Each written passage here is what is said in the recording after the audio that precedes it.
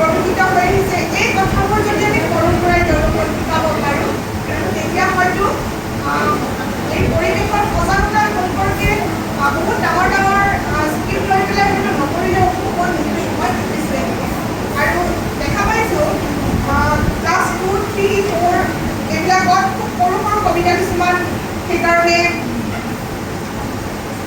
পাঠত সন্নিৱিষ্ট কৰিছে। যেনেকৈ ক্লাছ 2ত আছে কোনোবাই তৰা এটি তৰা দিয়া, এটি তৰা নালাগে এটি তৰা দিয়া। এইটো আছে তৃতীয় শ্ৰেণীত আকাশ আকাশ ইমান আকাশ, ডক্টৰ নিৰ্মল বৰদলৈ বাইদেউৰ। পৃথিৱী এখন ঘৰ আকাশ তাৰে চাল। তেনেকৈ ক্লাছ 4ত আছে গছে যদি খোজকাঢ়ে, 5ত আছে পিঠাৰ মেলা, 6ত বিহুৰ দৰণি। এনেকৈ এই কবিতাখিনি ক্লাছ 8লৈকে পৰিৱেশ সম্পৰ্কীয় কবিতা আমাৰ পাঠবোৰত সন্নিৱিষ্ট হৈ আছে। মই এইখিনিয়ে ভাবিছোঁ।